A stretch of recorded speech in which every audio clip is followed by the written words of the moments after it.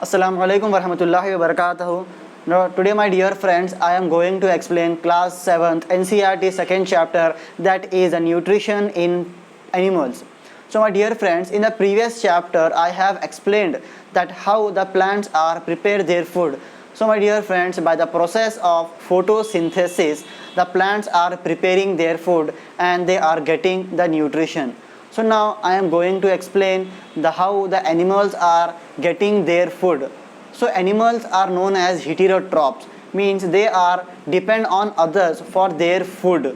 For example, sometimes the animals eat plants or sometimes they eat meat, they eat other animals for the purpose of food. So when the animals are eating their food, so how they are getting the nutrition? So that's process I am going to explain. So by the digestive process, I am going to explain what nutritions are they getting, how they are utilizing.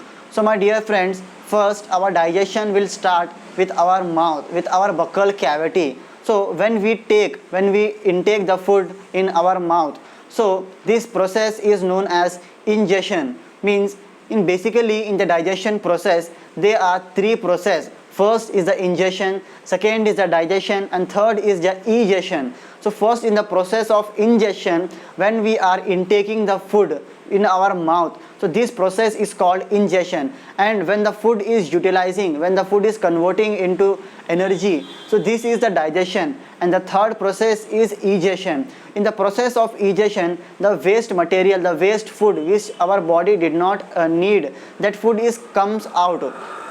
So my dear friends, when we eat a food when we take the food in our mouth, so in our buccal cavity the teeth are present. So with the help of teeth we are going to mix, or we are going to break down the food molecules into larger molecules into smaller molecules. So in our mouth the salivary gland are present which secrete saliva. So the saliva contains salivary amylase which are helpful in the utilization of in the conversion of carbohydrates into glucose.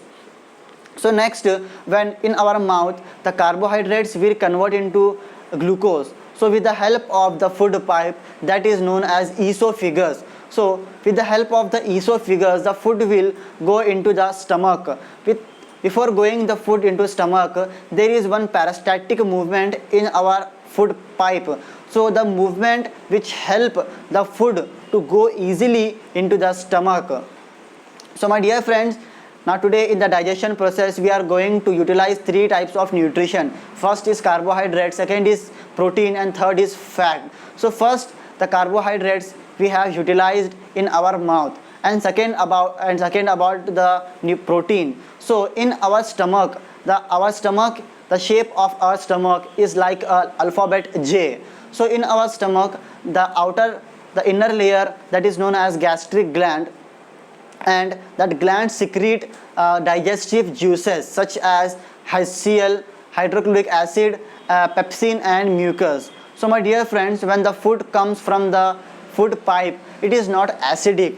So for the conversion of amino acid, we have to convert the food into acidic nature. So for that reason, the HCl, hydrochloric acid, it is a very reactant acid. The hydrochloric acid will convert the food into acidic, and then the pepsin, it will convert the protein into amino acid. And the third juice is mucus. It will protect the stomach layer with the harmful radiation, with the harmful reaction of the acid, that is hydrochloric acid. And next the proteins will convert into amino acid. So next, after the conversion of amino acid, the remaining food, it will goes into the small intestine. In the small intestine, from the two other glands, from the two other organs, the juices are coming. The one is the liver and second is the pancreas. So from the liver the bile juice are secreted. So the bile juice are coming. The bile juice, when the food comes from the stomach, it is in the acidic nature. So the bile juice will convert the food acidic into alkaline, means into basic nature. Wow.